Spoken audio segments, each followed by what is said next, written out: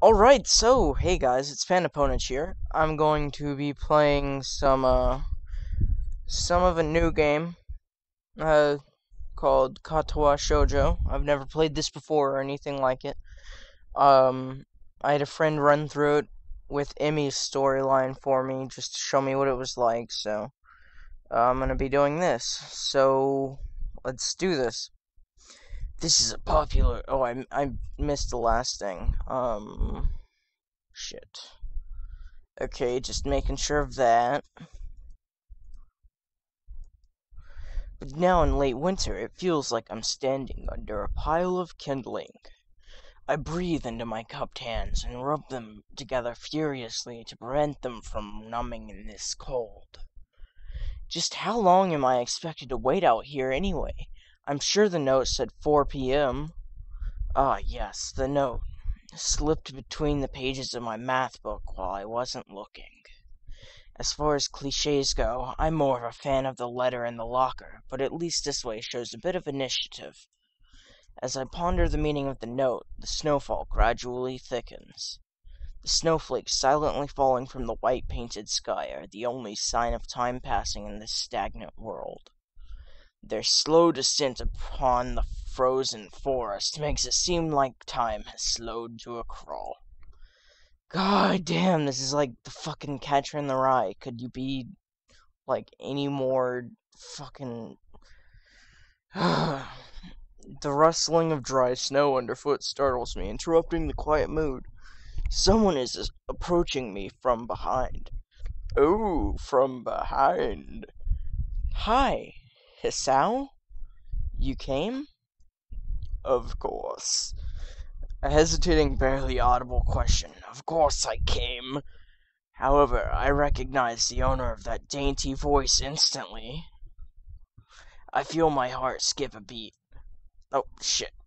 It's a voice I've listened to hundreds of times, but never more than an eavesdropper to a conversation. I turn to face this voice, the voice of my dreams, and my heart begins to race. The voice belonged to none other than Mike Tyson. See, look at that, Mike Tyson, right there. Mike Tyson. Iwanako? I got a note telling me to wait here. It was yours? Damn it, I spent all afternoon trying to come up with a good line, and that was the result? Pathetic. Yes, I asked a friend to give you that note. I'm so glad you got it. A shy, joyous smile that makes me so tense I couldn't move a single muscle, even if I tried. Oh, what the fuck? My heart is pounding now, as if it were trying to burst out from my chest and claim this girl for itself. It's like Vegeta. So, here we are, out in the cold. Once again, the wind stirs up the branches. The cacophonous noise is music to my ears. Unlike, music, Iwanako flinches ever so softly against the gust of wind. As it passes, she rights herself as if supported by some new confidence. Her eyes lock with mine, and she lazily twirls her long, dark hair around her finger. What? All the while, the anxious beating of my heart grows louder. My throat is tight. I doubt I could even force a word out if I tried. You see... What the fuck is wrong with you, man?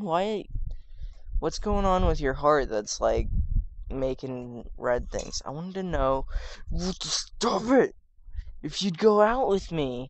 I stand there motionless, save for my pounding heart. I want to say something in reply, but my vocal cords feel like they've been stretched beyond the breaking point. Beyond the breaking point. Let me make sure I have audio on here, because... See. Oh, see? Yep, much better.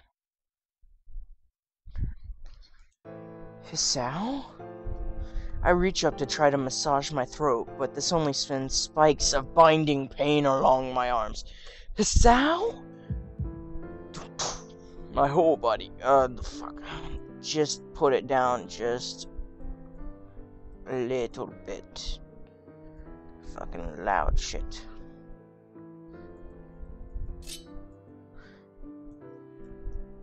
My whole body freezes save for my eyes, which shoot open in terror.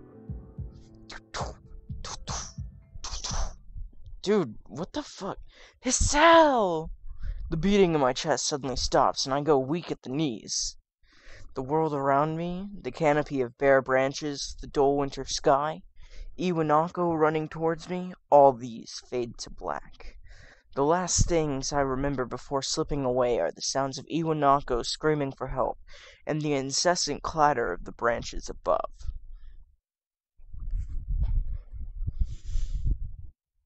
The fuck, man? I had a stroke because a girl asked me out. Kind of pussy. 4-Leaf Studios. Katawa Shoujo. Yeah, got a speck on my screen. Gotta get rid of that.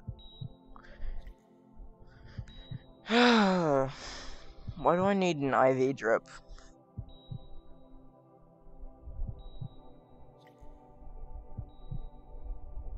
I think I just had a seizure. I don't think I need a drip for that.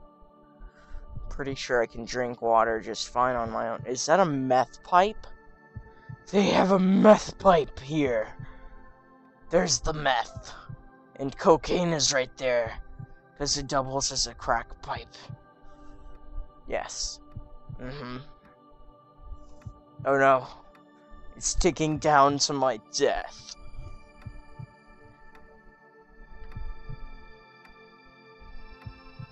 This is a long-ass introduction.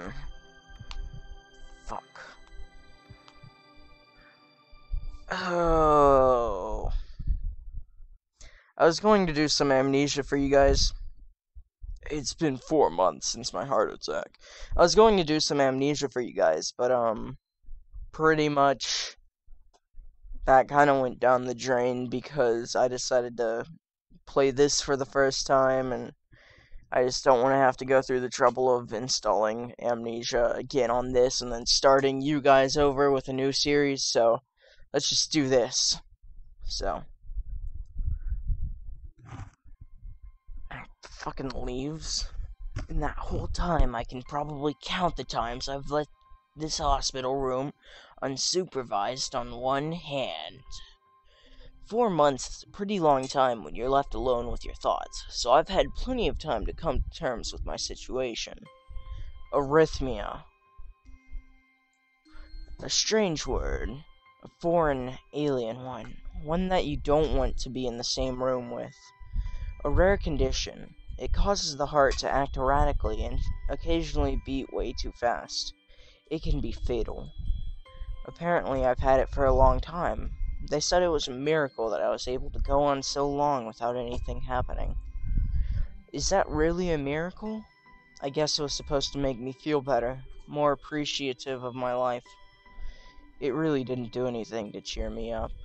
So depressing, Hisao. My parents, I think, were hit harder by the news than I was. They practically had 2 hemorrhages apiece. Ew. Oh wait, I was thinking of hemorrhoids. I had already had a full day by then to digest everything. To them it was all fresh. They were even willing to sell our house in order to pay for a cure. That's not how medicine works, you fucking stupid asses. Of course there isn't a cure. Because of the late discovery of this condition, I've had to stay at the... Wow, condition? It makes it sound like he has, like he's a fucking leper. I've had to stay at the hospital to recuperate from the treatments. When I was first admitted, it felt as if I was missed. For about a week, my room in the ward was full of flowers, balloons, and cards. Well, you know, at least they care about him. But then the visitors soon dwindled, and all the get-well gifts began trickling down to nothing shortly after. What? Dicks? I realized that the only reason I'd gotten so many cards and flowers was because sending me their sympathy had been turned into a class project? Oh, poor Hisao. I never got any cards when I was in the hospital. Maybe some people were genuinely concerned, but I doubt it. Even in the beginning, I barely had visitors. By the end of the first month, only my parents came by on a regular basis. Iwanako was the last to stop visiting. After 6 weeks, I never saw her again. We never had that much to talk about when she visited anyway. Bitch, you triggered his arrhythmia and you won't even fucking visit him? We didn't touch a subject that was between us on that snowy day ever again. The hospital? It's not really a place I'd like to live in. The doctors and nurses feel so impersonal and faceless. I guess it's because they're in a hurry and they have a million other patients waiting for them, but it makes me feel uncomfortable. Damn right. For the first month or so, I asked the head cardiologist every time I saw him for a rough estimate of when I'd be able to leave. He never answered anything in a straightforward way, but told me to wait and see if the treatment and surgeries worked. So I idly observed the scar that those surgeries had left on my chest slowly change its appearance over time, thinking of it as some kind of an omen. An omen! It's like a crow at midnight crowing at crows and foxes and... Yes. I still ask the head cardiologist about leaving, but my expectations are low enough now that I'm not disappointed anymore when I don't get a reply. The way he shuffles around the answer shows that there is at least some hope. At some point I stopped watching TV. I don't know why, I just did. Maybe it was the wrong kind of escapism for my situation. I started reading instead. Ugh. No! There was a small library at the hospital, although it was more like a storeroom for books. I began working my way through it, one small stack at a time. After consuming them, I would go back for more. I found that I liked reading, and I think I even became a bit addicted. I started feeling naked without a book in my hands. And by book, he means cock. But I loved the stories. That was what my life was like. The days became increasingly harder to distinguish from each other, differing only by the book I was reading and the weather outside. It felt like time blurred into some kind of gooey mess. I was trapped inside instead of moving within. A week could go by without me really noticing it. Sometimes, I'd pause in realization that I didn't know what day of the week it was. But other times, all the things that surrounded me would painfully crash into my consciousness through the barrier of nonchalance I had set up for myself. The pages in my book would start to feel sharp and burning hot, and the heaviness in my chest would become so hard to bear that I had to put the book aside and just lay down for a while, looking at the ceiling as if I was going to cry. But that happened only rarely, and I couldn't even cry. God damn it. Today the doctor comes in and gives me a smile. He seems excited, but not very. It's like he's trying to make an effort to be happy on my behalf. My parents are here. It's been a few days since I've last seen them. Both of them are even sort of dressed up. Is this supposed to be some kind of special occasion? It's not a party. There's the ritual the head cardiologist has. He takes the time sorting his papers and setting them aside as if to make a point of the pointlessness of what he just did. Then he casually sits down on the edge of the bed next to mine. He looks me in the eyes for a moment and says, "Boy, I wish I had your courage. I want to be in your place, 'cause now you get to go screw disabled girls." "Hello, Hasao. How are you doing? How are you today?" I don't answer him, but I smile a little back at him. "I believe that you can go home. Your heart is stronger now, and with some precautions you should be fine. We have all your medications sorted out. I'll give your father the prescription." The doctor hands a sheet of paper to my dad. His expression turns wooden as he reads it quickly. "So many!" I take it from his hand and take a look myself, feeling numb. How am I supposed to react to this? The absurdly long list of medications staring back at me from the papers seems insurmountable. They all blend together in a sea of letters. God, he has a lot of medicines. This is insane. Side effects, adverse effects, contraindications, and dosages are listed line after line with cold precision. I try to read them, but it's so futile. I can't understand any of it. Attempting to only makes me feel sicker. All this for the rest of my life, every day? I'm afraid that is the best we can do at this point. However, new medications are always being developed, so I wouldn't be surprised to see that list fade over the years. Years? What kind of confidence booster is that? I'd have felt better if he hadn't said anything at all. Also, I've spoken with your parents, and we believe that it would be best if you don't return to your old school. What? Please calm down, Hisao. Listen to what the doctor has to say. Calm down? The way he says it tells me he knew full well that I wouldn't like it. Am I going to be homeschooled? Whatever of my concern shows, it's ignored. We all understand that your education is paramount. However, I don't think that it's wise for you to be without supervision. At least, not until we're sure that your medication is suitable. So I've spoken to your parents about a transfer. It's a school called Yamaku Academy that specializes in dealing with disabled students. Disabled? What am I?